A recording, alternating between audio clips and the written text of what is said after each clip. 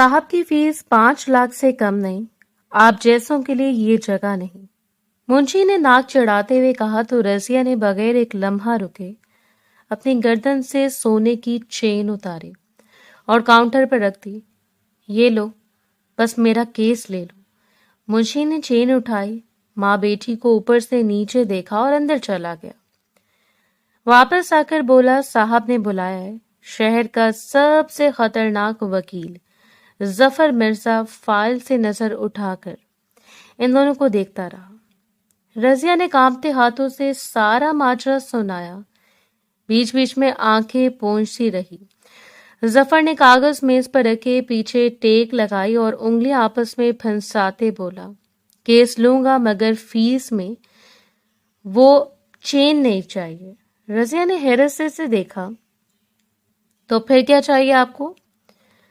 जफर की नजरें आहिस्ता से बेटी पर जा टिकी, होंठों पर एक सर्द मुस्कुराहट फैली। तुम्हारे पास तुम्हारी बेटी है, इसे मेरे निकाह में दे दो। गांव के दरमियान वो अजीम हवेली शाम की जर्द रोशनी में किसी खामोश किले का मंजर पेश कर रही थी।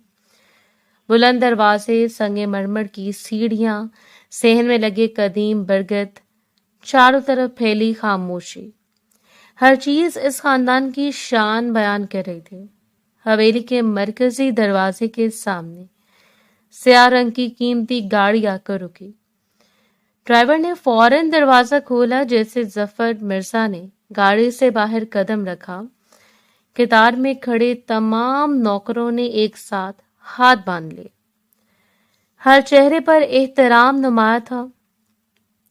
जफर मिर्जा लंबे कद का मालिक था, गंदमी रंग, गहरी स्याह आंखें, मजबूत शख्सियत, नफीस लिबास, चेहरे पर ऐसा रूप के सामने वाला बेख्तियार खामोश हो जाए। पूरे गांव में इसका हुक्म आखिरी हुक्म समझा जाता था। वकालत इसकी मजबूरी नहीं थी, वो इस पूरे इलाके का गद्दी नशीन था। सबसे बड़ा जमींदार था, दौलत की कोई कमी नहीं थी। वकालत सिर्फ इसका शौक था। आला तालीम हासिल करने के लिए वो बरसों लंदन में रहा था, वहीं कानून की तालीम मुकम्मल की थी। वापस आकर अदालतों में भी अपनी अलग पहचान बना ली थी। गाड़ी का दूसरा दरवाजा खुला और एक दुबली पतली लड़की आहिस्तगी से नीचे उतरी। इसने दुपट्टे से अपना सर ढांप रखा था, निगाहें जमीन पर जमी हुई थीं, चेहरा दूध जैसा सफेद था, बड़ी बड़ी आंखें झुकी हुई थीं। उम्र शायद 20 बरस के करीब थी। उसकी खूबसूरती ऐसी थी कि देखने वाला चंद लम्हों के लिए रुक जाए। वो खामोशी से जफर मिर्जा के पीछे चलने लगी। हवेली के अंदर दाखिल होते नूर बेगम की नजर इस लड़की पर पड़ी। वो चंद लम्हे खामोश रही, इनकी आंखों में हैरत चमकी। फिर इन्होंने गहरा सांस लिया। एक और उठा लायो, इन्होंने नाराजगी से कहा। जफर मिर्जा ने हल्की सी मुस्कुराहट के साथ अपनी माँ की तरफ देखा। अम्मी, आप गलत समझ रही हैं, ऐसी कोई बात नहीं।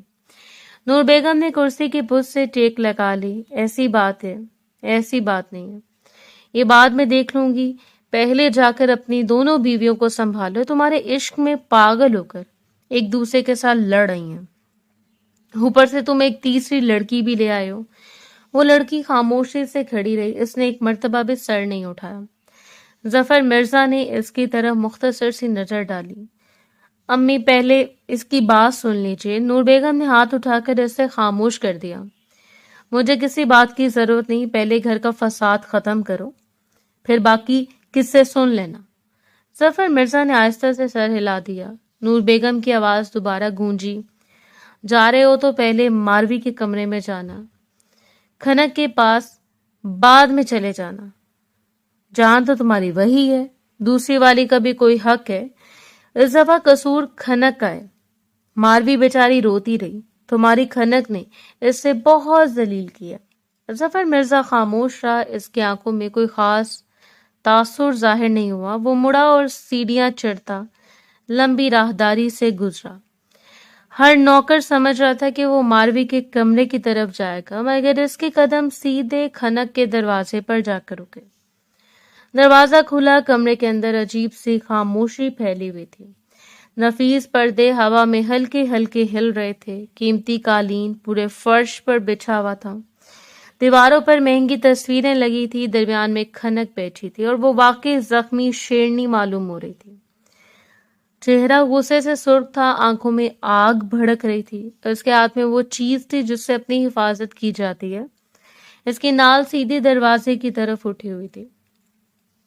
ظفر مرزا کو دیکھتے ہی اس کے ہاتھ میں کوئی لرزش پیدا نہیں ہوئی۔ ظفر مرزا کی ہونٹوں پر ہلکی سی مسکراہٹ آ گئی۔ اچھا، میں نے تمہیں یہ چلانا میں نے ہی سکھایا تھا، اب مجھ پر ہی تان کر بیٹھی ہو۔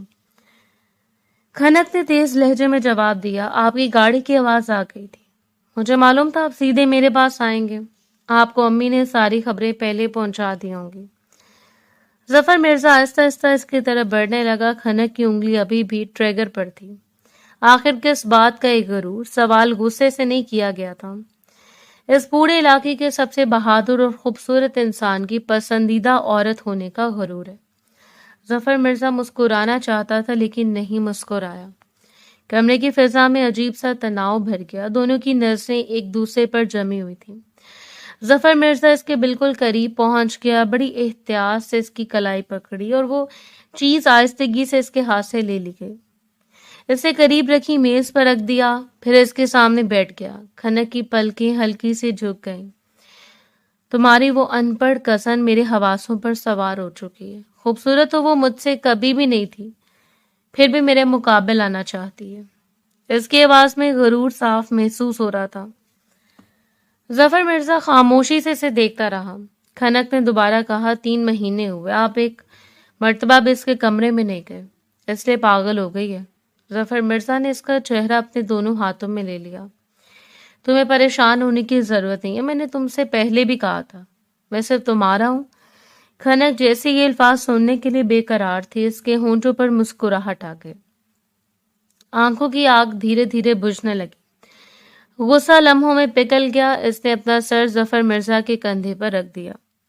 کمرے کی فضا یکسر بدل گئی۔ چند لمحے پہلے جو ماحول جنگ کا منظر پیش کر رہا تھا، وہی کمرہ محبت کی خاموش گواہی دے رہا تھا۔ احساس ظفر مرزا کمرے سے باہر نہیں نکلا، کھانا وہیں منگوایا گیا، دونوں نے ایک ساتھ کھانا کھایا، رات دیر تک گفتگو ہوتی رہی۔ آخرکار وہیں آرام کر لیا۔ حویلی کے دوسرے حصے میں ماروی اپنے کمرے کے بند دروازے کے پیچھے خاموش بیٹھی رہی۔ اس کی آنکھیں مسلسل دروازے پر جمی رہیں، ہر قدم کی آہٹ پر اسے امید بنتی، ہر گزرتے لمحے کے ساتھ وہ امید ٹوٹ جاتی۔ ادھر نور بیگم اپنے کمرے میں بیٹھی پیشانی تھامے گہری سوچ میں ڈوبی تھی۔ ان کے سامنے جلتا ہوا چراغ مدھم روشنی پھیلا رہا تھا، ان کی نگاہیں خلا میں گم تھیں۔ آخر اس لڑکی نے میرے بیٹے پر کون سا جادو کر دیا؟ انہوں نے آہستہ سے خود کلامی کی۔ یہ لڑکا کبھی کسی کی بات نہیں ٹالتا تھا، اب میری بات بھی نہیں سنتا۔ کمرے میں پھر خاموشی چھا گئی۔ دور کہیں رات کی ہوا درختوں سے ٹکرا رہی تھی، مگر اس حویلی کے اندر شروع ہونے والی یہ خاموش جنگ ابھی ختم نہیں ہوئی تھی۔ صبح کی نرم دھوپ حویلی کی بلند کھڑکیوں سے چھن کر کھنک کے کمرے میں پھیل رہی تھی۔ ہلکی ہوا سفید پردوں کو آہستگی سے ہلا رہی تھی۔ کمرے میں خوشبو بکھری ہوئی تھی۔ نفیس میز پر ناشتے کی کئی ڈشز سجی تھی، چاندی کے برتن روشنی میں چمک رہے تھے۔ نور بیگم کے حکم کے باوجود ظفر مرزا کا ناشتہ پھر کھنک کے کمرے میں ہی بھجوا دیا گیا۔ ظفر صوفے پر بیٹھا اپنی گھڑی باندھ رہا تھا۔ کھنک غسل کر کے نکلی تھی، اس کے لمبے سیاہ بال بھیگے ہوئے تھے۔ وہ شیشے کے سامنے کھڑی کنگھی سے آہستہ آہستہ بال سلجھا رہی تھی۔ اس کی نگاہ شیشے میں موجود ظفر کے عکس پر تھی۔ چند لمحے خاموش رہی، پھر اس نے پرسکون لہجے میں سوال کیا، ویسے وہ کم عمر لڑکی کون ہے جو کل آپ کے ساتھ آئی تھی؟ ظفر نے مسکرا کر شیشے میں اس کی طرف دیکھا۔ تمہیں ہر خبر کیسے مل جاتی ہے؟ کل سے تم اس کمرے سے باہر تک نہیں نکلی، پھر اس لڑکی کے بارے میں کیسے جان لیا؟ کھنک کے ہونٹوں پر ہلکی سی مسکراہٹ آ گئی۔ اس نے بال ایک طرف کرتے ہوئے اسی اعتماد سے جواب دیا، آپ کے پاس سے گزرنے والی ہواؤں کی بھی میں دشمن ہوں، وہ تو آپ کے ساتھ گاڑی میں بیٹھ کر آئی ہے، پتہ تو چلے کہ ہے کون؟ اس کی آواز میں ہمیشہ کی طرح حق جتانے والا انداز تھا۔ ظفر چند لمحے اسے دیکھتا رہا، پھر کرسی کی پشت سے ٹیک لگا لی۔ آج میں اپنے آفس میں بیٹھا ہوا تھا، تھوڑی دیر بعد باہر شور سنائی دیا۔ میں نے منشی کو بلایا۔ اس نے بتایا کہ ایک خاتون بار بار مجھ سے ملنے کی ضد کر رہی ہے، ان کے ساتھ ایک لڑکی بھی ہے۔ میں نے پہلے منع کر دیا، پھر بھی وہ نہیں گئیں، بار بار یہی کہہ رہی تھی کہ ظفر مرزا ہمارا کیس لے لیں۔ کھنک خاموشی سے سنتی رہی۔ ظفر نے بات جاری رکھی۔ ان خاتون کا نام رضیہ بیگم ہے، اس لڑکی کا نام غالباً سمینہ ہے۔ وہ میری فیس دینے کی استطاعت نہیں رکھتی تھی۔ تم جانتی ہو میری ایک پیشی کی فیس کتنی ہے؟ کھنک نے آہستہ سے سر ہلایا۔ 5 لاکھ روپے۔ ظفر نے اس بات میں سر ہلایا۔ وہ دونوں بہت غریب تھیں۔ آخر میں رضیہ بیگم نے اپنے گلے سے سونے کی چین اتاری، منشی کے ہاتھ میں رکھ دی، کہنے لگی یہی رکھ لو، صرف ہمارا کیس لے لو۔ ظفر کی آواز سنجیدہ ہو گئی۔ منشی وہ چین لے کر میرے پاس آیا۔ میں نے دیکھا وہ چین 5 لاکھ سے بھی زیادہ قیمت کی تھی۔ میں نے فوراً کہا ان دونوں عورتوں کو اندر بھیج دو۔ کھنک اب پوری طرح اس کی طرف متوجہ ہو چکی تھی۔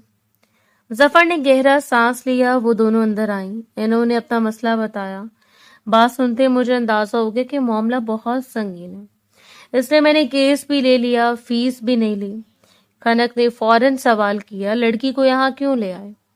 ایسا کیوں کیا؟ ظفر کے چہرے کی مسکراہٹ غائب ہو گئی، کیونکہ وہ وہاں محفوظ نہیں ہے۔ کھنک کے ماتھے پر شکنیں ابھری۔ کیوں؟ کون ہے اس کے پیچھے؟ ظفر کی آنکھوں میں سختی اتر آئی۔ التمش۔ یہ ایک لفظ سن کر کھنک چونک گئی۔ اس نے بے اختیار ظفر کی طرف دیکھا۔ التمش؟ وہی التمش۔ ظفر نے آہستہ سے سر ہلایا۔ ہاں، یہ سب اسی کا کیا دھر ہے۔ رضیہ بیگم کو میں نے سمجھا دیا، اب سمینہ کچھ دن یہیں رہے گی، یہاں وہ محفوظ رہے گی۔ کھنک چند لمحے خاموش رہی۔ اس سے پہلی مرتبہ محسوس ہوا کہ معاملہ معمولی نہیں تھا۔ ظفر اٹھ کر کھڑا ہو گیا۔ اس لڑکی کا خیال رکھنا، امی کو بھی کہہ دیا اسے عزت سے کمرہ دیا جائے، کھانا دیا جائے، کوئی تکلیف نہ ہو۔ تم بھی ایک نظر رکھ لینا۔ کھنک نے ہلکی سی مسکراہٹ کے ساتھ سر ہلایا۔ ناشتہ تو کر کے جائیں۔ ظفر نے اپنی گھڑی کی طرف دیکھا۔ آفس میں کچھ کھا لوں گا، دیر ہو رہی ہے۔ وہ جلدی سے دروازے کی طرف بڑھ گیا۔ کھنک اس سے جاتا ہوا دیکھتی رہی۔ دروازہ بند ہوا۔ کمرے میں خاموشی رہ گئی۔ ظفر سیڑھیاں اتر کر مرکزی ہال میں پہنچا۔ نور بیگم پہلے صوفے پر بیٹھی تھی۔ ان کے برابر ماروی خاموش بیٹھی تھی۔ اس کا چہرہ بجھا ہوا تھا، آنکھیں سوجی ہوئی تھیں۔ صاف معلوم ہوتا تھا کہ وہ پوری رات روتی رہی ہے۔ ظفر نے ایک نظر بھی اس کی طرف نہیں دیکھا۔ السلام علیکم امی، نور بیگم نے جواب دیا۔ وعلیکم السلام، بیٹھو، 2 منٹ بات کرنی ہے۔ ظفر نے جلدی سے گاڑی کی چابی اٹھائی۔ امی دیر ہو رہی ہے، شام کو بات کر لیں گے۔ وہ تیزی سے دروازے کی طرف بڑھ گیا۔ چند لمحوں بعد گاڑی سٹارٹ ہونے کی آواز پورے صحن میں گونجنے لگی۔ ماروی کی آنکھوں میں پھر آنسو بھر آئے۔ اس نے لڑتی ہوئی آواز میں نور بیگم کی طرف دیکھا۔ آپ نے کہا تھا آپ مجھے میرا ہر حق لے کر دیں گی، ایسا کچھ نہیں ہوا۔ نور بیگم خاموش بیٹھی رہی۔ ماروی کے آنسو رخساروں پر بہنے لگے۔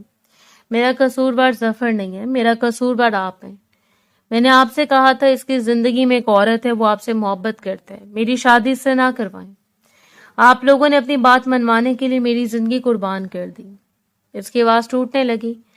میں ایسی دلہن ہوں، ایسی سہاگن ہوں جس کے شوہر نے آج تک اسے نظر بھر کر دیکھا تک نہیں، اس کا ہاتھ نہیں پکڑا، اس کی خوشبو نہیں محسوس کی، اس کی آنکھوں کی گہرائی کو نہیں ناپا۔ 3 مہینے گزر گئے، میں آج بھی اس کے ایک لفظ کی منتظر ہوں۔ وہ میرے کمرے میں آیا تک نہیں، میرا وجود اس کے لیے شاید کوئی معنی نہیں رکھتا۔ ماروی اپنے آنسو روک نہ سکی۔ وہ اچانک کھڑی ہوئی، دوپٹے سے اپنا چہرہ چھپایا، تیز قدموں سے اپنے کمرے کی طرف چلی گئی۔ نور بیگم وہیں بیٹھی رہ گئی۔ ان کے چہرے پر پہلی بار بے بسی صاف دکھائی دے رہی تھی۔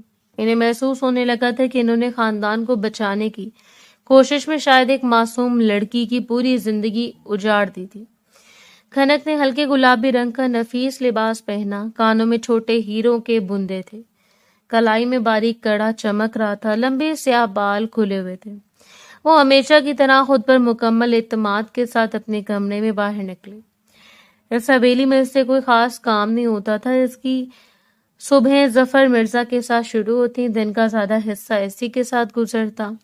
کبھی دونوں لمبی گفتگو کرتے، کبھی شہر نکل جاتے، کبھی کسی فارم ہاؤس کا رخ کرتے، کبھی صرف ایک دوسرے کے ساتھ خاموش بیٹھے رہتے۔ باقی وقت کھنک آرام کرتی، اپنے پسندیدہ کتابیں دیکھتی، اپنے دوستوں سے ملنے جاتی۔ چند ماہ پہلے اس نے ایک سوشل سرکل بھی جوائن کیا تھا، وہاں اکثر اس کی ملاقاتیں ہوتی رہتی تھی۔ شاپنگ کرنا بھی اس کا پسندیدہ مشغلہ تھا۔ دوسری طرف ماروی کی زندگی بالکل مختلف تھی۔ وہ صبح سویرے اٹھ جاتی، نور بیگم کے ساتھ باورچی خانے میں چلی جاتی، گھر کے کاموں میں ہاتھ بٹاتی، نوکروں کی نگرانی کرتی، حویلی کے انتظام پر نظر رکھتی، کھانا بھی وہ نہایت لذیذ بناتی تھی۔ نور بیگم اکثر اس کی تعریفیں کرتی، مگر اس کی زندگی کی سب سے بڑی کمی وہی تھی، اس کے شوہر کی بے رخی۔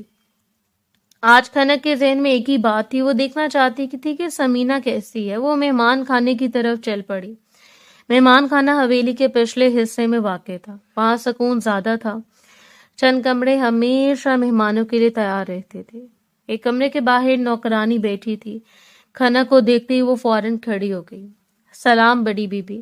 کھنک نے دروازے کی طرف دیکھتے ہوئے پوچھا، کیسی ہے لڑکی؟ نوکرانی نے احترام سے جواب دیا، ٹھیک ہے بڑی بی بی، کل بہت زیادہ ڈری ہوئی تھی۔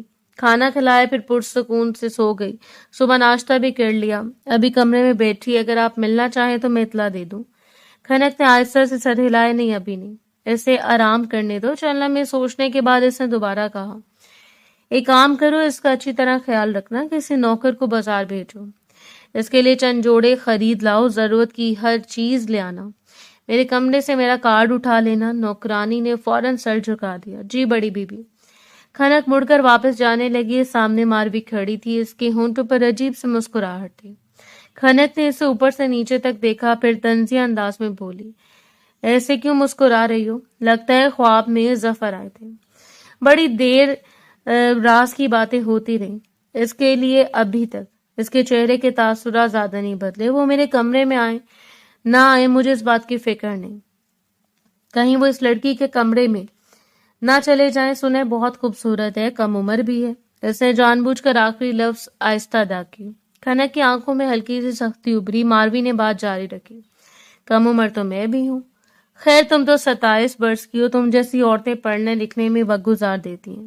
27 برس، 20 برس، 7 برس کا فرق ہوتا ہے۔ وہ لڑکی تو شاید مجھ سے بھی چھوٹی ہے۔ کھنک نے چند لمحے سے خاموشی سے دیکھا، پھر نہایت سنجیدگی سے بولی، تم واقعی ظفر کو ایسا انسان سمجھتی ہو جو کم عمر لڑکیوں کا شوقین ہے؟ ماروی نے کندھے اچکا دیے، بات کم عمر کی نہیں ہوتی کھنک صاحبہ، مرد کے لیے دوسری عورت میں بڑی کشش ہوتی ہے۔ لوگ کہتے ہیں جو دوسری لے کر آتے ہیں وہ تیسری بھی لے کر آتے ہیں۔ وہ جانتی تھی اس کی باتیں کھنک کو چبھیں گی۔ وہ یہ بھی جانتی تھی کہ سمینہ کو اس مقصد کے لیے حویلی میں نہیں لایا گیا، اس کے باوجود وہ کھنک کے دل میں بے چینی پیدا کرنا چاہتی تھی۔ کھنک ہلکا سا مسکرائی، اس کی مسکراہٹ میں غرور نمایاں تھا۔ ظفر دوسری لے کر نہیں آیا، تمہاری ساس لے کر آئی ہے۔ میں اس کی زندگی کی واحد عورت ہوں، ہمیشہ رہوں گی۔ مجھے وہ 7 سمندر پار سے یہاں لے کر آیا، میرے بغیر رہ نہیں سکتا تھا۔ وہ ماروی کے قریب آئی، اس کی آنکھوں میں دیکھتے ہوئے دھیرے سے بولی، ایک بات یاد رکھنا، اس لڑکی سے دور رہنا۔ ماروی چونکی، کیوں؟ کون ہے اس کے پیچھے؟ کھنک نے ایک لمحہ اسے دیکھا، پھر اس کے قریب سے گزرتے ہوئے صرف ایک لفظ کہا، التمش۔ یہ ایک لفظ سن کر ماروی کا رنگ اڑ گیا، اس کی آنکھوں میں خوف صاف دکھائی دینے لگا۔ کھنک بغیر پیچھے دیکھے وہاں سے چلی گئی۔ ماروی چند لمحے وہیں کھڑی رہی، پھر تیز قدموں سے نور بیگم کے کمرے کی طرف بڑھ گئی۔ نور بیگم حساب کی کچھ فائلیں دیکھ رہی تھی۔ ماروی نے ہامتی ہوئی آواز میں ساری بات بتا دی۔ التمش کا نام سنتے ہی نور بیگم کے ہاتھ سے فائل گر گئی۔ انہوں نے بے اختیار اپنا سر تھام لیا۔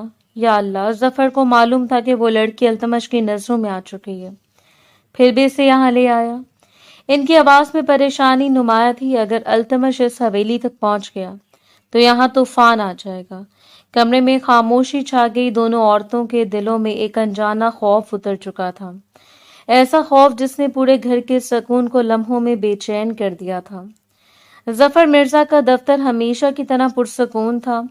دیواروں پر قانون کی کتابوں سے بھرے ہوئے شیلف موجود تھے۔ بڑی بڑی کھڑکی سے دھوپ اندر آ رہی تھی۔ میز پر کئی فائلیں کھلی پڑی تھیں۔ کمرے میں گہری خاموشی تھی۔ اس خاموشی کو رضیہ بیگم کی بھاری سانسوں نے توڑ رکھا تھا۔ وہ کرسی پر بیٹھی تھی، چہرے پر کئی راتوں کی بے خوابی صاف نظر آ رہی تھی۔ آنکھیں مسلسل نم تھیں، ہاتھ ایک دوسرے میں جکڑے ہوئے تھے۔ ظفر مرزا پوری توجہ کے ساتھ ان کی بات سن رہا تھا۔ रजिया बेगम की आवाज कांप रही थी। हमें नहीं मालूम ये सब कैसे हुआ, कब इसने मेरी बेटी को देख लिया, कब वो इसका दीवाना बन गया। एक दिन अचानक हमारे घर रिश्ते का पैगाम आया। वकील साहब, आप भी अच्छी तरह जानते हैं, कोई भी माँ बाप इस इंसान के साथ अपनी बेटी का रिश्ता कभी नहीं जोड़ सकता। पूरा गांव इसे जानता है, इसका जुल्म सब ने देखा है, इसलिए हमने इनकार कर दिया। इनकी आंखों से आंसू बहने लगे। हमें क्या मालूम था हमारे इनकार की सजा इतनी खौफनाक होगी। मेरे शौहर को मार दिया गया, मेरे बेटे को भी कत्ल कर दिया गया।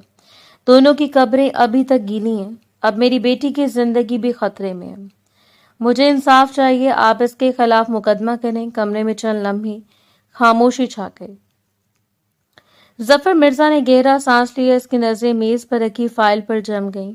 फिर इसने आहिस्ता से सर उठाया। इसके खिलाफ मुकदमा करना मेरा फर्ज है, आपकी बेटी की हिफाजत करना भी मेरा फर्ज था, इसलिए मैं अपने साथ ले आया। वो चंद लम्हे रुका। इसकी आवाज पहले से ज्यादा संजीदा हो गई। असल मसला कुछ और है। अगर मैं इसके खिलाफ मुकदमा लड़ूं, अगर मैं पूरी ताकत के साथ आपकी मदद करूं, तो शायद इस जंग की कीमत सिर्फ हम लोग नहीं देंगे, हमारे बाद आने वाली नस्लें भी देंगी। रजिया बेगम ने बेयकीनी से इसकी तरफ देखा। जफर मिर्जा अपनी कुर्सी से उठा, खिड़की के सामने जाकर खड़ा हो गया। बाहर अदालत के अहाते में लोगों की आमदोरफ्त जारी थी। वो कोई आम इंसान नहीं है, आपके साथ इसका मामला बहुत छोटा है, हमारे साथ इसका हिसाब बहुत पुराना है, बहुत बड़ा है, इतना बड़ा कि आसानी से खत्म नहीं होगा। रजिया बेगम ने बेख्तियार कहा, फिर क्या मेरी बेटी हमेशा आपके घर में रहेगी? हम कभी आजादी से जी नहीं पाएंगे। मेरे शौहर का क्या कसूर था? मेरे बेटे का क्या कसूर था? ऐसे दोनों को दुनिया से भेज दिया, हमें अपना घर छोड़कर भागना पड़ा। अब तक शायद इसे मालूम हो गया होगा मेरी बेटी मेरे साथ नहीं है, वो इसे ढूंढ रहा होगा। हो सकता है इसने मेरा पीछा किया हो सकता है वो यहाँ तक पहुंच गया हो। बात बहुत आगे बढ़ चुकी है वकील साहब, कुछ तो करें। जफर मिर्जा काफी देर से ये सब सोच रहा था। इसके चेहरे पर गहरी संजीदगी छा गई। हर जंग अदालत में नहीं लड़ी जा सकती, कुछ जंगें अदालत के बाहर लड़नी पड़ती हैं। लगता है ये भी ऐसी ही जंग है। आप फिक्र न करें, आपकी बेटी को कोई नुकसान नहीं पहुंचेगा जब तक वो मेरे पास है, वो मेरी अमानत है। रजिया बेगम की आंखों में फिर नमी उतर आई। मैं अपनी बेटी से मिलना चाहती हूँ, जफर मिर्जा ने नरमी से जवाब दिया। मैं आपके जज्बात समझता हूँ, मगर अभी ऐसा करना मुनासिब नहीं होगा। अगर आप इससे मिलेंगी तो बहुत से लोगों को यकीन हो जाएगा वो मेरे पास है। अगर वाकई कोई आपका पीछा कर रहा है तो हम खुद इसकी मदद कर देंगे। रजिया बेगम खामोश हो गई। जफर मिर्जा ने दोबारा कहा, मैं आपको एक महफूज जगह भिजवा देता हूँ, कुछ दिन वहीं रहें जब तक ये मामला ठंडा नहीं हो जाता। आपकी बेटी मेरी जिम्मेदारी है, वक्त आने पर मैं इसे खुद आपके हवाले करूंगा। रजिया बेगम ने लड़ती हुई आवाज में कहा, सिर्फ एक बार इसकी आवाज सुनना चाहता हूँ, मुझे यकीन हो जाए कि वो खैरियत से है। जफर मिर्जा ने फौरन सर हिला दिया। ये हो जाएगा, आपकी इससे फोन पर बात जरूर करवाई जाएगी, मैं खुद इंतजाम करूंगा। रजिया बेगम की आंखों में पहली बार हल्का सा इत्मीनान नजर आया। वो आहिस्ता से खड़ी हुई। जफर मिर्जा ने एहतराम से इन्हें दरवाजे तक छोड़ा। वो दफ्तर से बाहर निकल गई। दरवाजा बंद होते ही जफर मिर्जा दोबारा अपनी कुर्सी पर आकर बैठ गया। इसकी नजरें मेज पर रखी फाइल पर थी, मगर इसके जहन में सिर्फ एक नाम गूंज रहा था, अल्तमश। वो जानता था कि अब मामला सिर्फ एक मुकदमे का नहीं रहा, ये एक ऐसी जंग बन चुकी थी जिसमें कानून की किताबों से ज्यादा ताकत, हथियारों, असर रसूख, सबर, अक्ल, कुर्बानी की होने वाली थी। दफ्तर की खिड़की के बाहर शाम धीरे धीरे उतर रही थी। सुनहरी रोशनी आहिस्ता आहिस्ता मध्यम हो रही थी। कमरे में मुकम्मल खामोशी थी। रजिया बेगम जा चुकी थी, दरवाजा बंद हो चुका था। जफर मिर्जा अपनी कुर्सी पर बैठा दूर किसी नुक्ते को देख रहा था। इसकी उंगलियां मेज पर रखी फाइल पर थी, मगर जहन बरसों पीछे जा चुका था। असल मसला सिर्फ समीना नहीं थी, असल मसला अल्तमश था। अल्तमश इसका चचा जाद भाई। एक वक्त था जब दोनों एक ही खानदान का हिस्सा थे, एक ही हवेली थी, एक ही वसी जायदाद थी, किसी चीज का बंटवारा नहीं हुआ था, घर के बड़े जिंदा थे, सब कुछ इनके फैसलों से चलता था। फिर वक्त बदला, एक एक करके बुजुर्ग दुनिया से रुखसत होते गए, फैसले करने वाले हाथ खत्म हो गए, इनकी जगह जफर मिर्जा ने संभाली। दूसरी तरफ अल्तमश खड़ा था, वहीं से दुश्मनी ने जन्म लिया। जायदाद, हवेली, जमीनें, इख्तियार, हर चीज तनाजा बन गई। फिर एक ऐसा दिन आया जिसे वो खानदान कभी नहीं भूल सका। दोपहर का वक्त था, हवेली के दरवाजे बंद थे, औरतें अंदर मौजूद थीं। अचानक शोर मचा। अल्तमश अपने आदमियों के साथ दीवार फलांग कर अंदर आ गया था। नौकर बेबस रह गए, इसकी आंखों में पागलपन साफ दिखाई देता था। वो जोर जोर से हंस रहा था। इसने पूरे सहन में खौफ फैला दिया था। इस दिन इसने जफर मिर्जा की बहन को उठाकर ले जाने की धमकी दी थी। इसकी बातें सुनकर पूरा घर लर्ज गया था। ये वही हवेली थी जिसकी औरतों को कभी किसी गैर मर्द ने नजर भरकर नहीं देखा था। फिर एक अजनबी दुश्मन चार दीवारी पार करके अंदर दाखिल हो गया था। वो दिन इस खानदान की इज्जत पर सबसे बड़ा हमला था। इसी वाक़े के चंद माह बाद जफर मिर्जा ने अपनी बहन की शादी कर दी। वो अपने शौहर के साथ बैरून मुल्क मुंतकिल हो गए, मगर वो खौफ आज तक किसी के दिल से नहीं निकला था। अल्तमश जाते जाते कसम खा गया था कि मैं इस हवेली में कभी कोई खुशी नहीं रहने दूंगा। वो अपने वादों से पीछे हटने वाला इंसान नहीं था। इसकी उम्र भी तकरीबन जफर मिर्जा जितनी थी। कद लंबा था, चेहरा गैर मामूली हद तक खूबसूरत था, मगर आंखों में वहशत रहती थी। लोग कहते थे कि इसकी शक्ल किसी रईस की थी, किरदार किसी गुंडे का था, गुस्सा किसी पागल इंसान जैसा था। पिछले 6 माह से वो गैर मामूली हद तक खामोश था। ये खामोशी सबसे ज्यादा खौफनाक थी, क्योंकि सब जानते थे अल्तमश जब खामोश होता था तब किसी बड़े तूफान की तैयारी कर रहा होता था। जफर मिर्जा ने आंखें बंद करने से यकीन था समीना को इसने कहीं देखा होगा। बस फिर इसके जनून ने इससे पागल कर दिया होगा। शाम ढलने तक जफर मिर्जा हवेली वापस पहुंच गया। नूर बेगम पहले इसका इंतजार कर रही थी। वो बेचैनी से टहल रही थी। जफर मिर्जा सामने आकर बैठा। नूर बेगम ने बगैर वक्त जाया किए कहना शुरू किया, जिस दुश्मन से हम लोग दूर रहे तो बेहतर है तुम इसकी पसंदीदा लड़की उठाकर यहाँ ले आए। कल इसे खबर मिल गई तो यही बहाना बनाकर फिर इस हवेली में घुस आएगा। तुम जानते हो वो क्या कर सकता है, फिर कोई बड़ा हादसा हो जाएगा। खनक खामोश बैठी सुन रही थी। मारवी भी वहीं मौजूद थी। दोनों अल्तमश को पहले भी देख चुकी थी। इसका नाम सुनते माहौल बोझल हो जाता था।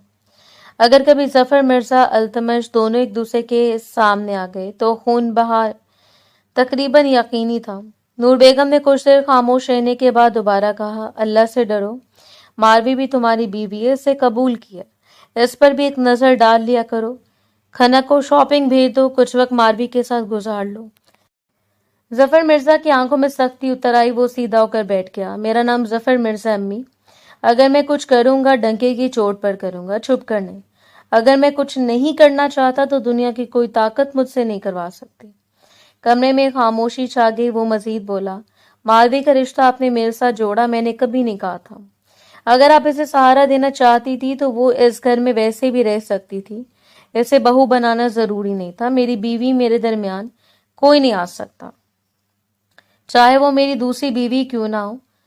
फर्ज, हक, इन सब का हिसाब देना मैं नहीं होता, आखिरत में भी जवाब देना। ये कहकर वो उठ खड़ा हुआ। नूर बेगम ने बेअख्तियार पूछा, अब कहाँ जा रहे हो? खनक के कमरे में। बस इतना कहकर वो तेज कदमों से चला गया। दरवाजा खोला, अंदर कदम रखा। अगले लम्हे इसका रंग बदल गया। खनक फर्श पर बेहोश पड़ी थी। खाने की प्लेट एक तरफ गिरी हुई थी। पानी का ग्लास टूट चुका था। खनक जफर मिर्जा की गरजदार आवाज पूरी हवेली में गूंज उठी। चंद लम्हों में पूरा घर दौड़ता हुआ वहां पहुंच गया। नूर बेगम के हाथ कांपने लगे। मारवी ने फौरन पानी लाने के लिए नौकर को दौड़ाया। जफर मिर्जा ने खुद खनक को अपनी बाहों में उठा लिया। एम्बुलेंस बुलाओ फौरन। चंद मिनट बाद एम्बुलेंस हवेली के दरवाजे पर खड़ी थी। सब लोग अस्पताल पहुंच गए। मुआयना काफी देर तक जारी रहा। हर लम्हा सबकी सांसें रुकी हुई थी। आखिरकार डॉक्टर मुस्कुराते हुए बाहर आए। घबराने की कोई बात नहीं है, सिर्फ कमजोरी की वजह से चक्कर आया था। मुबारक हो, ये माँ बनने वाले हैं। चंद लम्हों के लिए सब खामोश रह गए। फिर जैसे खुशी का सैलाब आ गया। नूर बेगम की आंखों से खुशी के आंसू निकल आए। इन्होंने सजदा शुक्र अदा किया। जफर मिर्जा के चेहरे पर बरसों बाद ऐसी मुस्कुराहट आई थी। ये इस हवेली की पहली बड़ी खुशी थी। सिर्फ एक शख्स खामोश था, मारवी। इसने मुस्कुराने की कोशिश की, मगर इसका दिल अंदर ही अंदर टूट रहा था। اب تو سمینہ بھی آہستہ آہستہ سب کے سامنے آنے لگی تھی۔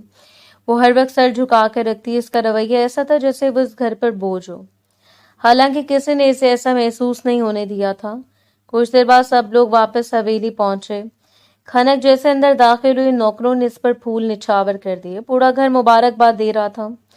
نور بیگم خود آگے بڑھی، انہوں نے اپنے ہاتھوں سے سونے کے بھاری کنگن کھنک کی کلائیوں میں پہنا دیے، پھر اس کا ماتھا چوما۔ اپنا بہت زیادہ خیال رکھنا، اب تم اکیلی نہیں ہو۔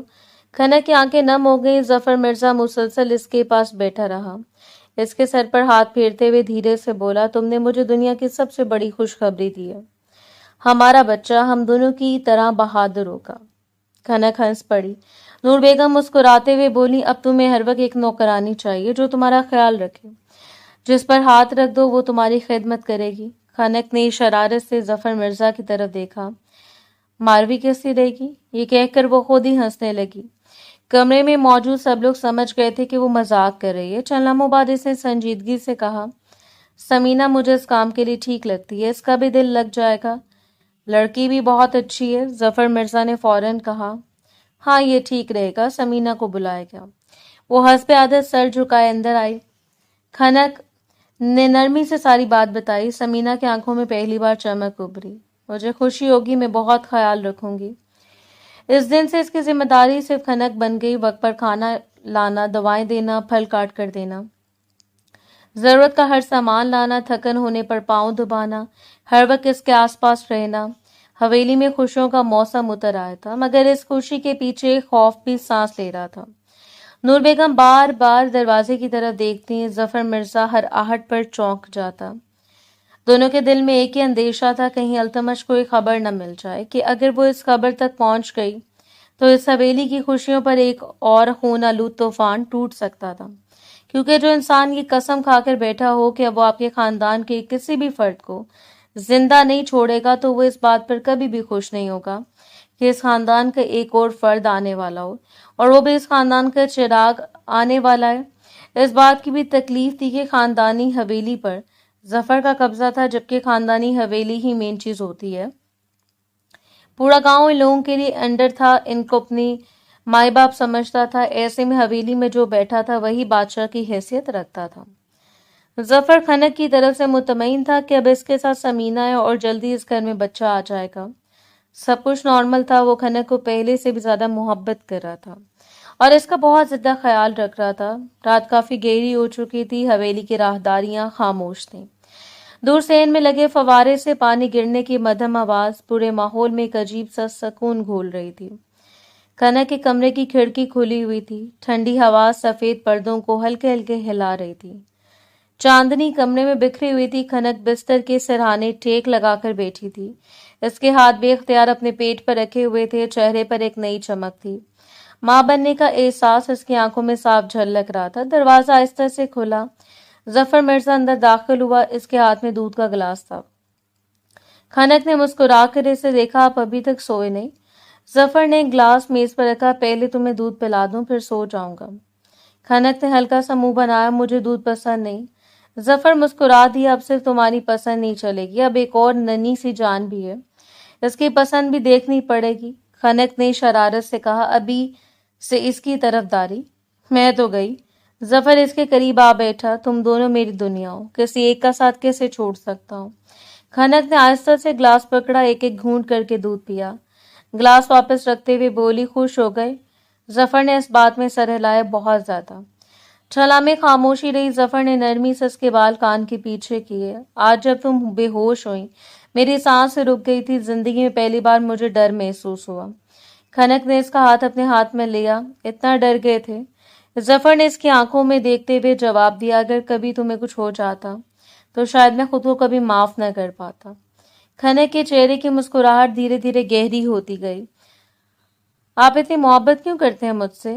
ظفر نے ہلکی سی ہنسی کے ساتھ کہا، کیونکہ میرے پاس کوئی دوسرا راستہ نہیں، تم میری عادت بن چکی ہو، سانس لینے جیسی عادت۔ کھنک نے شرارت سے بھویں اٹھائیں۔ اچھا اگر میں ایک دن ناراض ہو کر چلی جاؤں؟ پھر ظفر نے فوراً اس کے ہونٹوں پر اپنی انگلی رکھ دی۔ ایسی بات دوبارہ کبھی مت کہنا، تمہیں جانے دینے کا سوچ بھی نہیں سکتا۔ کھنک نے اس کی انگلی اپنے ہاتھ میں پکڑ لی، اتنا حق ہے آپ کو مجھ پر؟ जितना तुम्हारा मुझ पर है। जफर ने आहिस्ता से इसके माथे पर बोसा दिया। ये हक जिंदगी भर रहेगा। खनक ने अपना सर इसके कंधे पर रख दिया। कमरे में खामोशी फैल गई। सिर्फ दोनों की धीमी सांसें सुनाई दे रही थीं। कुछ देर बाद खनक ने धीरे से कहा, आपको क्या लगता है, बेटा होगा या बेटी? जफर की आंखों में मुस्कुराहट उतर आई। मुझे कोई फर्क नहीं पड़ता, बस वो तुम्हारी तरह खूबसूरत हो या तुम्हारी तरह खूबसूरत हो। खनक हंस पड़ी। दोनों बातों में खूबसूरत ही कहा। जफर भी हंस दिया, क्योंकि अगर बेटा हुआ तो वो अपनी माँ जैसा खूबसूरत होगा, अगर बेटी हुई तो फिर पूछना ही क्या। खनक ने इसके बाजू पर हल्की सी चिपत लगाई। आप हर बात में मुझे ही जिता देते हैं। जफर ने मोहब्बत भरी निगाह से इसे देखा। तुमसे हारने में मुझे मजा आया। खनक की पलकें झुक गईं। इसने दोबारा अपना हाथ पेट पर रखा। मुझे लगता है ये बच्चा बहुत जिद्दी होगा। जफर ने मुस्कुराते हुए इसके हाथ अपने हाथ रख दिए। अगर माँ पर गया तो जरूर होगा, अगर बाप पर गया तो पूरे गांव पर हुकूमत करेगा। दोनों एक साथ हंस पड़े। चांदनी खामोशी से इन पर बरस रही थी। जफर ने आहिस्ता से खनक को अपने करीब कर लिया। खनक ने सुकून से अपनी आंखें बंद कर ली। से महसूस हो रहा था कि दुनिया की हर परेशानी इस मजबूत वजूद के करीब आकर कहीं दूर रह जाती है। मगर इसी सुकून के पीछे दोनों के दिलों में एक अनजाना खौफ भी जिंदा था। वो जानते थे खुशियों की ये लम्हे बहुत कीमती हैं, क्योंकि इन खुशियों पर किसी भी वक्त अल्तमश का साया मंडला सकता था। हवेली के दूसरे हिस्से में मुकम्मल खामोशी थी। खुशियों की आवाजें वहां तक जरूर पहुंच रही थीं। नौकरों की मुबारकबाद, हंसी की आवाजें, बातों की सरगोशियां, हर आवाज मारवी के दिल पर किसी तीर की तरह लग रही थी। इसने आहिस्ता से अपने कमरे का दरवाजा बंद कर लिया। खिड़की के पर्दे गिरा दिए। चिराग भी नहीं जलाया। कमरा नीम अंधेरे में डूब गया। वो बिस्तर के किनारे बैठ गई। काफी देर तक खामोश रही। फिर अचानक इसकी आंखों से आंसू बहने लगे। इसने दोनों हाथ चेहरे पर रख लिए। सिसकियां कमरे में गूंजने लगी। आज पहली बार ऐसे महसूस हुआ कि शायद वो वाकई इस घर में अकेली है। जफर मिर्जा की खुशी पूरे घर की खुशी बन गई थी। खनक की मुस्कुराहट पूरे घर की मुस्कुराहट बन गई थी। मगर इसके हिस्से में सिर्फ खामोशी आई थी। वो आहिस्ता आहिस्ता बिस्तर से उठी। कमरे के कोने में जायनमाज बिछी हुई थी। वो वहां जाकर बैठ गई। दोनों हाथ उठाए। काफी देर तक कुछ बोल न सकी। फिर इसके लब हिले। या अल्लाह, मैंने तेरा क्या बिगाड़ा था? मेरे नसीब में ऐसी जिंदगी क्यों लिखी? मैंने तो कभी किसी का हक नहीं छीना। मैंने कभी किसी का घर नहीं उजाड़ा। फिर मेरा घर क्यों आबाद नहीं हुआ? इसकी आवाज रोने से भर गई। आंसू मुसलसल इसके हाथों पर गिर रहे थे। या अल्लाह, आज पूरा घर खुश है। होना भी चाहिए। एक नई जान आने वाली है। मैं भी खुश होना चाहती हूँ। मैं कोशिश भी करती हूँ, मगर मेरा दिल मेरा साथ नहीं देता। वो सजदे में चली गई। इसके आंसू जायनमाज को भिगो रहे थे। या अल्लाह, मैं गुनहगार हूँ, मुझे माफ कर दे। खनक से हसद नहीं करना चाहती, मगर दिल है कि मानता नहीं। वो हर खुशी ले गई। मेरी एक भी ख्वाहिश पूरी नहीं हुई। वो फिर सीधी होकर बैठ गई। कमरे में गहरा सकूत था। या अल्लाह, मैं भी किसी की बीवी हूँ। मेरे हाथों पर भी मेहंदी लगी थी। मेरे भी ख्वाब थे। मेरे भी अरमान थे। मेरी भी पहली रात थी। मगर मेरी किस्मत में इंतजार लिख दिया क्या? इसने अपने आंसू साफ करने की कोशिश की, मगर आंसू रुकने का नाम नहीं ले रहे थे। या अल्लाह, 3 महीने गुजर गए। इसने कभी मेरा हाल तक नहीं पूछा, कभी मेरे कमरे में नहीं आया, कभी मुझे अपनी बीवी नहीं समझा। मैं आखिर किस जुर्म की सजा काट रही हूँ? इसने अपने सीने पर हाथ रखा। बहुत दर्द होता है मौला, बहुत ज्यादा। काश तू ये दिल ना देता, या फिर इतनी मोहब्बत ना देता। वो फिर रोने लगी। इसकी सिसकियां कमरे की दीवारों से टकरा रही थी। काफी देर बाद इसने आसमान की तरफ देखा। या अल्लाह, अगर मेरे नसीब में औलाद है तो मुझे भी अता कर दे। अगर मेरे नसीब में शौहर की मोहब्बत है तो मेरे नसीब में भी लिख दे। अगर मेरे नसीब में कुछ भी नहीं तो मेरे दिल से ये ख्वाहिशें निकाल दे। मैं थक गई हूँ। अब मुझ में मजीद सब्र नहीं रहा। इस लम्हे बाहर से बच्चों की खुशी मनाते नौकरों की आवाजें दोबारा सुनाई दी। मारवी ने बेख्तियार दोनों कान बंद कर लिए। वो मजीद ये खुशियां सुनने की हिम्मत नहीं रखती थी। कमरे के बाहर पूरी हवेली जश्न के रंग में डूबी हुई थी। कमरे के अंदर एक दिल खामोशी से टूट रहा था। रात आधी से ज्यादा गुजर चुकी थी। गांव से कुछ फासले पर एक वसी बंगला अंधेरे में डूबा हुआ था। बाहर ऊंची दीवारें थी। हर कोने पर मसल्ला पहरेदार खड़े थे। दरवाजे के करीब काले रंग की कई गाड़ियां खड़ी थीं। सहन में गैर मामूली खामोशी थी। وہ خاموشی سکون والی نہیں تھی، خوف والی تھی، ایسی خاموشی جس میں ہر شخص دبے قدم چلتا تھا۔ اندر بڑے ہال میں مدھم روشنی جل رہی تھی، چند آدمی سر جھکائے کھڑے تھے، کسی کی ہمت نہیں ہو رہی تھی کہ نظریں اٹھا کر سامنے بیٹھے شخص کو دیکھ سکے۔ سامنے ایک بڑی کرسی پر التمش مرزا بیٹھا تھا، کالے رنگ کا لباس، ہاتھ میں قیمتی گھڑی، لمبا قد، چوڑے کندھے، تیز نقوش، چہرہ غیر معمولی حد تک خوبصورت تھا، مگر آنکھوں میں ایسی سرد مہری تھی کہ سامنے والا بے اختیار نظریں جھکا لیتا۔ اس کے دائیں ہاتھ میں سگریٹ تھا، وہ خاموشی سے دھواں فضا میں چھوڑ رہا تھا۔ اچانک ایک آدمی تیزی سے اندر داخل ہوا، وہ دروازے کے قریب آ کر رک گیا۔ سر خبر ملی؟ التمش نے کوئی جواب نہیں دیا، صرف اپنی نظریں اس کی طرف اٹھائیں۔ وہ ایک نظر ہی کافی تھی۔ آدمی کے ماتھے پر پسینہ آ گیا۔ ظفر مرزا کے گھر خوشخبری آئی ہے، اس کی بیوی ماں بننے والی ہے۔ کمرے میں خاموشی چھا گئی۔ التمش کے ہونٹوں پر آہستہ آہستہ ایک عجیب سی مسکراہٹ پھیلنے لگی۔ وہ کرسی سے اٹھا، کھڑکی کے پاس جا کر کھڑا ہو گیا، کافی دیر تک باہر اندھیرے کو دیکھتا رہا، پھر دھیرے سے بولا، آخرکار وہ دن بھی آ گیا۔ اس کی آواز میں خوشی نہیں تھی، ایک عجیب سا زہر تھا۔ کمرے میں موجود سب آدمی خاموش کھڑے تھے، کسی نے ایک لفظ بھی نہیں کہا۔ التمش نے آہستہ سے میز پر رکھی ایک پرانی تصویر اٹھائی۔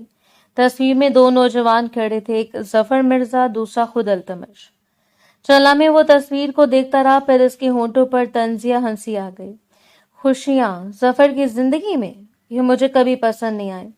اس نے تصویر دوبارہ میز پر رکھ دی، پھر ایک آدمی کی طرف دیکھا، وہ لڑکی ابھی بھی حویلی میں ہے؟ جی ابھی تک وہی ہے، التمش نے سر ہلایا۔ اچھا ہے، بہت اچھا۔ اس کی مسکراہٹ مزید گہری ہو گئی۔ کھیل اب دلچسپ ہوگا۔ سامنے کھڑا آدمی ہمت کر کے بولا، حکم کریں۔ تو آج رات ہی؟ التمش نے ہاتھ اٹھا کر اسے خاموش کر دیا۔ نہیں، جلدی کرنے والے ہمیشہ ہار جاتے ہیں، شکار کو پہلے بے فکر ہونے دو، پھر وار کرو۔ وہ آہستہ آہستہ چلتا ہوا ایک الماری کے سامنے جا کر رک گیا۔ الماری کھولی، اندر کئی فائلیں رکھی تھیں، چند تصویریں، کچھ نقشے، کچھ بند لفافے۔ اس نے ایک لفافہ نکالا، کھولا بھی نہیں، صرف ہاتھ میں پکڑے رکھا۔ وقت آ گیا پرانا حساب پورا کرنے کا۔ سامنے کھڑے آدمیوں نے ایک دوسرے کی طرف دیکھا، مگر کسی کی ہمت نہ ہوئی کہ سوال کرے۔ التمش نے لفافہ دوبارہ رکھ دیا۔ بس اتنا یاد رکھو، اس بار وار وہاں ہوگا جہاں کسی کو گمان بھی نہیں ہوگا۔ وہ زور سے ہنس پڑا، اس کی ہنسی پورے ہال میں گونجنے لگی۔ وہ ہنسی کسی انسان کی نہیں لگ رہی تھی، ایسا محسوس ہو رہا تھا جیسے اندھیرے میں کوئی درندہ اپنے شکار کے قریب پہنچ چکا ہو۔ کچھ لمحوں بعد اس نے اپنے سب آدمیوں کی طرف دیکھا، تیاری شروع کر دو، اب کی بار غلطی کی کوئی گنجائش نہیں۔ مجھے خبر ہر لمحے چاہیے، حویلی میں کون آتا ہے، کون جاتا ہے، کون ہنستا ہے، کون روتا ہے، سب کچھ، ایک ایک سانس کی خبر۔ جی سر، سب نے ایک ساتھ سر جھکا دیا۔ التمش دوبارہ کھڑکی کے سامنے جا کھڑا ہوا، دور کہیں بجلی چمکی۔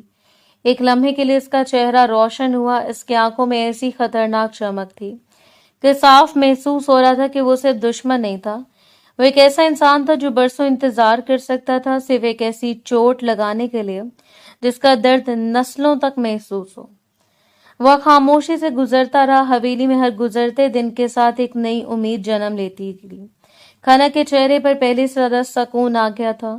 ظفر مرزا تقریباً ہر شام عدالت سے سیدھا گھر آتا، زیادہ وقت کسی کے پاس گزارتا، دونوں آنے والے بچے کے بارے میں گھنٹوں باتیں کرتے، کبھی ناموں پر گفتگو ہوتی، کبھی اس کے کمرے کی سجاوٹ پر، کبھی کھلونوں کا انتخاب کیا جاتا۔ پورے حویلی میں ننھے مہمان کی آمد کی تیاریاں مکمل ہو چکی تھیں۔ اوپر والے حصے کا ایک کمرہ صرف بچے کے لیے تیار کیا گیا تھا، دیواروں پر ہلکے رنگ تھے، چھوٹا سا جھولا لگا دیا گیا تھا۔ الماری میں ننھے ننھے کپڑے ترتیب سے رکھے ہوئے تھے۔ نور بیگم روز جا کر وہ کمرہ دیکھتی، ہر چیز خود اپنے ہاتھ سے ٹھیک کرتی۔ کھنک اب آخری مہینے میں داخل ہو چکی تھی۔ ڈاکٹر نے مکمل آرام کا مشورہ دیا تھا، اس لیے وہ زیادہ تر اپنے کمرے میں رہتی تھی۔ سمینہ ہر وقت اس کے ساتھ موجود رہتی، وقت پر دوا دینا، وقت پر کھانا دینا، پانی پلانا، ہر ضرورت پوری کرنا، یہ اس کی ذمہ داری تھی۔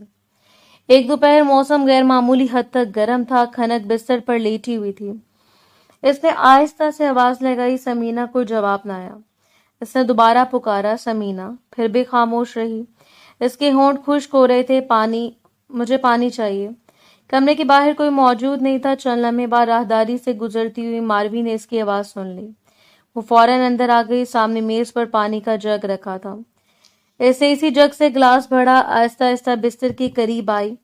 گلاس کھنک کی طرف بڑھا دیا. کھنک نے پہلے گلاس دیکھا پھر ماروی کو دیکھا. چند لمحے خاموش رہی پھر دھیرے سے بولی, تمہارے ہاتھ سے پانی نہیں پینا. ماروی کے چہرے پر ہلکی سی تلخی آئی مگر اس نے اپنے لہجے پر قابو رکھا. پی لو, ڈاکٹر نے تمہیں بستر سے اٹھنے سے منع کی. میں باہر سے پانی نہیں لے لائی, تمہارے سامنے اس جگ سے ڈالا. کھنک خاموش رہی. ماروی نے آہستہ سے کہا, تم شاید ایک بات بھول رہی ہو. میں التمش کی کزن ضرور ہوں مگر تمہارا ہونے والا بچہ. اگر تم نے مجھے کسی رشتے سے کبھی قبول نہیں کیا تب بھی اس خاندان کے لحاظ سے میرا کچھ نہ کچھ لگتا ہے. میں اس کا برا کیوں چاہوں گی؟ کھنک نے چند لمحے اس کی آنکھوں میں دیکھا پھر خاموشی سے گلاس پکڑ لیا. آہستہ آہستہ پانی پی لیا. گلاس واپس کرتے ہوئے دھیرے سے بولی, شکریہ. ماروی کی ہونٹوں پر ہلکی سی مسکراہٹ آئی. دعا کرتی ہوں سب خیر سے ہو, تمہیں کوئی تکلیف نہ ہو. کھنک نے پہلی بار اس سے نرم لہجے میں بات کی. دیکھو, میرا تمہارے ساتھ کوئی جھگڑا نہیں ہے. ظفر مجھ سے محبت کرتا ہے. جب محبت ہوتی ہے تو دوسری طرف دیکھا نہیں جاتا. اس نے تم سے مجبوری میں شادی کی تھی, یہ حقیقت بدل نہیں سکتی. ماروی خاموشی سے سنتی رہی. کھنک نے بات جاری رکھی, تم ابھی بھی اس رشتے سے آزاد ہو سکتی ہو, کسی اچھے انسان سے شادی کر سکتی ہو, اپنی نئی زندگی شروع کر سکتی ہو. اگر تمہیں لگتا ہے کوئی تمہیں روکے گا تو میں تمہارا ساتھ دوں گی. اپنی زندگی بنا لو. ظفر کا انتظار چھوڑ دو, وہ کبھی نہیں آئے گا. کیوں اپنی عمر کے خوبصورت سال انتظار میں گزار رہی ہو؟ ماروی پہلی بار جواب نہ دے سکی. اس کے دل میں عجیب سی کشمکش پیدا ہو گئی. کیا واقعی کھنک صحیح کہہ رہی تھی؟ کیا وہ ایک ایسے رشتے کے انتظار میں تھی جس کا کوئی مستقبل ہی نہیں تھا؟ وہ کچھ کہنا چاہتی تھی, اتنے میں دروازہ کھولا. سمینا جلدی جلدی اندر داخل ہوئی. کھنک کا چہرہ فوراً سنجیدہ ہو گیا. تم کہاں چلی گئی تھی؟ میں کب سے تمہیں بلا رہی تھی. سمینا گھبرا گئی. معاف کر دے, میں غسل خانے گئی تھی. کھنک نے گہرا سانس لیا پھر خاموش ہو گئی. کمرے میں دوبارہ سکون چھا گیا. کئی دن مزید گزر گئے. حویلی میں ہر شخص انتظار کر رہا تھا. کھنک کی ولادت کا وقت پورا ہو چکا تھا. ڈاکٹروں نے پہلے ہدایت دی تھی, کسی بھی لمحے درد شروع ہو سکتا ہے. ظفر مرزا نے کسی قسم کا خطرہ مول نہیں لیا. پورا میڈیکل سٹاف حویلی میں بلا لیا گیا. جدید طبی مشینیں بھی منگوا لی گئیں. ایک کمرہ عارضی طور پر مکمل طبی سہولیات سے تیار کر دیا گیا. ظفر کسی صورت کھنک کو ہسپتال منتقل نہیں کرنا چاہتا تھا. اسے ہر لمحہ التمش کا خوف رہتا تھا. کیا معلوم دشمن کہاں چھپا بیٹھا ہو. رات کے آخری حصے میں اچانک کھنک کو شدید درد شروع ہو گیا. چند لمحوں میں پورا گھر جاگ اٹھا. ڈاکٹر فوراً اس کے کمرے میں پہنچ گئی. نور بیگم مسلسل دعائیں پڑھ رہی تھی. ماروی بھی دروازے کے قریب کھڑی بے چینی سے اندر کی طرف دیکھ رہی تھی. ظفر مرزا راہداری میں مسلسل چہل قدمی کر رہا تھا. ہر چند لمحوں بعد دروازے کی طرف دیکھتا. اندر سے کھنک کی تکلیف بھری آواز سنائی دیتی. اس کے چہرے کا رنگ بدل جاتا. وہ مٹھیاں بھینچ لیتا. ڈاکٹر باہر آئے. ظفر فوراً ان کے سامنے آ گیا. کیسی ہے؟ ڈاکٹر نے پرسکون لہجے میں جواب دیا. گھبرانے کی ضرورت نہیں, نارمل کیس ہے.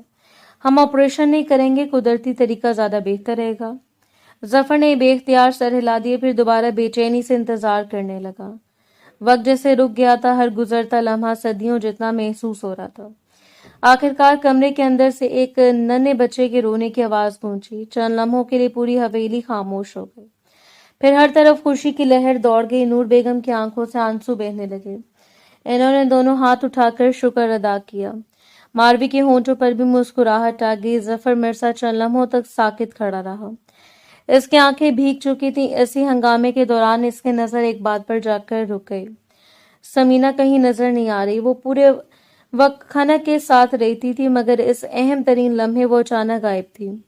ظفر نے راہداری میں ایک نظر دوڑائی, پھر صحن کی طرف دیکھا, پھر نوکروں کی طرف, مگر سمینا کہیں دکھائی نہ دی. یہ ایک معمولی سی بات تھی مگر نہ جانے کیوں ظفر مرزا کے دل میں ایک انجانا سا خدشہ پیدا ہو گیا. رات کی تاریکی ابھی پوری طرح ختم نہیں ہوئی تھی. حویلی میں ایک عجیب سا سکون تھا. ڈاکٹر بچے کا معائنہ کر رہے تھے. نور بیگم کی گود میں ننھا سا وجود سکون سے سو رہا تھا. ہر کوئی اس بچے کو دیکھنے میں مصروف تھا. کمرے کے اندر کھنک گہری نیند میں محسوس ہو رہی تھی. ولادت نے اس کے جسم کی ساری طاقت چھین لی تھی. ڈاکٹر نے جاتے ہوئے کہا تھا, فکر کی کوئی بات نہیں ہے, ماں بالکل ٹھیک ہے. اسے بہت زیادہ تھک گئی ہیں, انہیں آرام کرنے دے. ظفر مرزا نے ایک بار دروازے کی طرف دیکھا, پھر اس کے ذہن میں اچانک ایک سوال ابھرا. سمینا کہاں ہے؟ ولادت کے وقت سے ایک بار بھی وہ نظر نہیں آئی تھی۔ یہ بات مسلسل اس کے ذہن میں کھٹک رہی تھی۔ وہ تیز قدموں سے راہداری میں چلنے لگا، ایک ایک کمرہ دیکھنے لگا، نوکروں سے پوچھا، کسی نے اسے نہیں دیکھا تھا۔ اسی تلاش کے دوران وہ دوبارہ کھنک کے کمرے کے قریب پہنچا۔ دروازہ بند تھا۔ اندر سے کسی گھٹی سی آواز آ رہی تھی، جیسے کوئی پوری طاقت سے سانس لینے کی کوشش کر رہا ہو۔ ظفر کے ماتھے پر بل پڑ گئے۔ اس نے ایک لمحہ بھی ضائع نہیں کیا، دروازہ زور سے کھول دیا۔ سامنے کا منظر دیکھ کر اس کے قدم وہیں جم گئے۔ سمینہ دونوں ہاتھوں سے تکیہ دبائے کھڑی تھی، کھنک بے حس و حرکت بستر پر پڑی تھی۔ اس کے ہاتھ ہلکی سی جنبش کے بعد خاموش ہو چکے تھے۔ تکیہ ابھی بھی سمینہ کے ہاتھ میں تھا۔ ظفر کی آنکھیں خوف سے پھیل گئیں۔ سمینہ! اس کی گرجدار آواز پورے کمرے میں گونج اٹھی۔ سمینہ چونک کر مڑی۔ ظفر پوری قوت سے اس کی طرف لپکا، ایک زوردار دھکا دیا۔ سمینہ دیوار سے جا ٹکرائی، تکیہ اس کے ہاتھ سے گر گیا۔ ظفر فوراً کھنک کے پاس پہنچا۔ اس نے کانپتے ہوئے ہاتھوں سے اس کا چہرہ تھاما۔ کھنک! کھنک! آنکھیں کھولو! کوئی جواب نہ آیا۔ ظفر کی آواز ٹوٹ گئی۔ ڈاکٹر جلدی آؤ! پورا گھر دوبارہ دوڑتا ہوا اس کمرے کی طرف آیا۔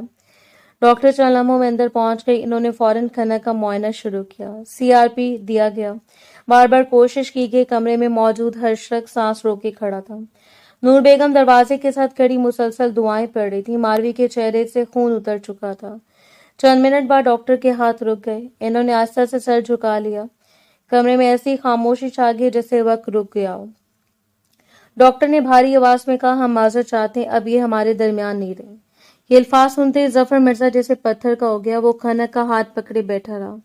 اسے یقین ہی نہیں آ رہا تھا، چند لمحے پہلے وہ اپنی زندگی کی سب سے بڑی خوشی کا مالک بنا تھا، اب اسی لمحے اس کی پوری دنیا بکھر چکی تھی۔ نور بیگم کے دل دہلا دینے والی چیخ پوری حویلی میں گونج گئی۔ ماروی بے اختیار رونے لگی۔ نوکر سر جھکائے کھڑے تھے۔ ایک طرف نومولود بچے کے رونے کی آواز تھی، دوسری طرف اس کی ماں کی بے جان خاموشی۔ خوشی غم دونوں ایک ہی چھت کے نیچے کھڑے تھے۔ اسی دوران سمینہ نے آہستہ آہستہ دروازے کی طرف قدم بڑھانے کی کوشش کی، مگر ظفر کے محافظ پہلے دروازے پر پہنچ چکے تھے۔ اسے فوراً قابو میں کر لیا گیا۔ اس کے ہاتھ باندھ دیے گئے۔ وہ پہلے خاموش رہی، پھر اچانک ہنسنے لگی۔ وہ ہنسی سن کر سب کے جسم میں کپ کپی دوڑ گئی۔ ظفر مرزا آہستہ آہستہ اس کے سامنے آیا۔ اس کی آنکھوں میں بھی آنسو تھے۔ غصہ بھی تھا۔ کیوں؟ صرف ایک لفظ۔ سمینہ نے سر اٹھایا، کیونکہ یہی میرا کام تھا۔ کمرے میں موجود سب لوگ اسے دیکھنے لگے۔ سمینہ نے بغیر کسی خوف کے کہنا شروع کیا، میں کوئی مظلوم لڑکی نہیں ہوں۔ رضیہ بھی بے قصور نہیں تھی۔ ہم دونوں نے جھوٹ بولا تھا، وہ سب ایک منصوبہ تھا۔ نور بیگم کے چہرے پر حیرت پھیل گئی۔ سمینہ نے سرد لہجے میں کہا، التمش نے ہمیں تمہارے پاس بھیجا تھا، اس سے معلوم تھا تم ہر مظلوم کی مدد کرتے ہو، تمہاری یہی شرافت تمہارے سب سے بڑی کمزوری ہے۔ میں جاسوس بن کر اس گھر میں آئی، اعتماد جیتا، انتظار کیا، آج پہلا مرحلہ مکمل ہوا۔ ظفر مرزا کی مٹھیاں بھنج گئیں۔ سمینہ کی آنکھوں میں عجیب سی چمک تھی، پہلے کھنک، پھر اس کا بچہ، پھر ایک ایک کر کے سب۔ یہی منصوبہ تھا۔ اتنا سننا تھا کہ ظفر مرزا کے صبر کا بند ٹوٹ گیا۔ اس نے ایک لمحہ بھی ضائع نہیں کیا۔ وہ کھڑا ہوا، آنکھوں سے آنسو صاف کیے، پھر اپنے محافظوں کی طرف دیکھا۔ گاڑیاں نکالو، ابھی اسی وقت۔ چند ہی منٹوں میں اسلحہ بردار آدمی حویلی کے باہر جمع ہو گئے۔ گاڑیوں کے انجن گرجنے لگے۔ ظفر مرزا نے آخری بار مڑ کر اپنے بیٹے کی طرف دیکھا، پھر کھنک کے بے جان چہرے پر نظر ڈالی۔ اس کی آنکھوں میں اب صرف خاموش درد نہیں تھا، انتقام کی آگ بھی جل رہی تھی۔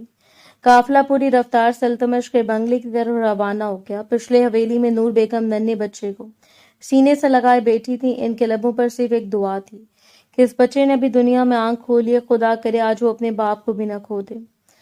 رات ڈھل چکی تھی، آسمان پر بادل چھائے ہوئے تھے، ہوا میں عجیب سی اداسی تھی، پورا گاؤں خاموش تھا۔ ظفر مرزا واپس حویلی لوٹا۔ اس کے کپڑوں پر مٹی لگی ہوئی تھی، چہرہ سپاٹ تھا، آنکھیں سرخ تھیں، مگر ان میں ایک بھی آنسو باقی نہیں تھا۔ اس رات اس نے اپنے ہاتھوں سے کھنک کو مٹی کے حوالے کیا تھا۔ وہ قبر کے پاس کافی دیر تک خاموش کھڑا تھا، نہ کچھ بولا، نہ کسی کو اپنے قریب آنے دیا۔ واپسی پر جب حویلی کا دروازہ کھلا تو سب کی نظریں اسی پر جم گئیں۔ نور بیگم لڑتے قدموں سے اس کے سامنے آئے۔ انہوں نے بے اختیار پوچھا، کیا ہوا؟ کہاں تھے التمش؟ ظفر نے صرف ایک بار اپنی ماں کی طرف دیکھا۔ اس کی آواز پہلے سے زیادہ ٹھنڈی ہو چکی تھی۔ اب اس حویلی کا کوئی دشمن نہیں رہا، بس اتنا کہہ کر وہ آگے بڑھ گیا۔ نور بیگم سمجھ گئی کہانی ختم ہو چکی تھی، اس جنگ کا انجام ہو چکا تھا۔ انہوں نے مزید کچھ نہیں پوچھا۔ ظفر سیدھا اس کمرے میں گیا جہاں اس کا ننھا بیٹا سو رہا تھا، بچہ بے خبر اپنی ننھی ننھی مٹھیاں بند کیے سکون سے سو رہا تھا۔ ظفر آہستہ سے بیٹھ گیا، اس نے بچے کو اپنی باہوں میں اٹھا لیا۔ پہلی بار اس کے ضبط کی دیوار ٹوٹ گئی، اس نے بچے کو سینے سے لگا لیا۔ اس کی آنکھوں سے خاموش آنسو بچے کے ننھے سے ماتھے پر گرنے لگے۔ تمہاری ماں تمہیں بہت چاہتی تھی، بہت زیادہ، مگر وہ تمہیں چھوڑ کر چلی گئی، اب صرف میں ہوں، صرف میں۔ بچہ نیند میں ہلکا سا مسکرایا۔ ظفر نے اس کے ماتھے کو چوما، پھر آہستہ سے اسے دوبارہ بستر پر لٹا دیا۔ اس رات کے بعد ظفر مرزا بدل گیا، اس نے خود کو دنیا سے کاٹ لیا۔ وہ اپنے کمرے میں بند رہنے لگا۔ ایک دن، 2 دن اور پھر 1 مہینہ گزر گیا۔ وہ نہ عدالت گیا، نہ کسی سے ملا، نہ کسی سے بات کی۔ پورا دن کھنک کی چیزوں کے درمیان بیٹھا رہتا، کبھی اس کی کتاب اٹھا لیتا، کبھی اس کا دوپٹہ ہاتھ میں لیتا، کبھی اس کی خوشبو والی شیشی کھول کر دیر تک خاموش بیٹھا رہتا، کبھی اس کی تصویروں کو دیکھتا رہتا۔ کمرے کی ہر چیز میں سے کھنک نظر آتی تھی، ہر دیوار، ہر پردہ، ہر کونا، ہر جگہ اس کی یاد بستی ہوئی تھی۔ دوسری طرف ننھا بچہ ہر گزرتے دن کے ساتھ بڑا ہو رہا تھا۔ اسے کسی کی ضرورت تھی، ایک ماں کی ضرورت۔ وہ ذمہ داری خاموشی سے ماروی اپنے اوپر لے لی۔ وہ وقت پر اسے دودھ پلاتی، گود میں اٹھا کر سلاتی، راتوں کو جاگتی، اس کے کپڑے بدلتی، بیمار ہونے کے ڈر سے ہر وقت اس کے پاس بیٹھی رہتی۔ بچہ جب روتا سب سے پہلے ماروی دوڑ کر آتی۔ آہستہ آہستہ وہ ننھا وجود بھی اس کی گود میں پرسکون ہونے لگا۔ نور بیگم اکثر دروازے پر کھڑی یہ منظر دیکھا کرتی، ان کی آنکھیں نم ہو جاتی۔ وہ دل ہی دل میں سوچتی، قدرت کے فیصلے کتنے عجیب ہوتے ہیں نا۔ ماروی شوہر کی محبت سے محروم رہی، مگر اسے ایک معصوم بچے کی ممتا مل گئی۔ سمینہ اپنے جرم کی سزا پا چکی تھی، التمش اپنے انجام کو پہنچ چکا تھا۔ دشمنی ختم ہو گئی تھی، مگر اس دشمنی کی سب سے بڑی قیمت کھنک نے ادا کی تھی۔ وہ عورت جس کی ہنسی سے پوری حویلی آباد رہتی تھی، جس کے ایک مسکرانے پر ظفر مرزا دنیا بھول جاتا تھا، وہ ہمیشہ ہمیشہ کے لیے خاموش ہو چکی تھی۔ حویلی میں اب بھی لوگ رہتے تھے، زندگی بھی چل رہی تھی، بچے کی کلکاریاں بھی گونجنے لگی تھی، مگر ایک کمرہ ایسا تھا جہاں آج بھی خاموشی رہتی تھی، جہاں آج بھی ایک تصویر کے سامنے تازہ پھول رکھے جاتے تھے، جہاں آج بھی ایک مرد کبھی کبھی تنہائی میں بیٹھ کر صرف اتنا کہتا تھا، کھنک، میں نے دشمن تو ختم کر دیا، مگر تمہارے بغیر جیت بھی ہار جیسے لگتی ہے۔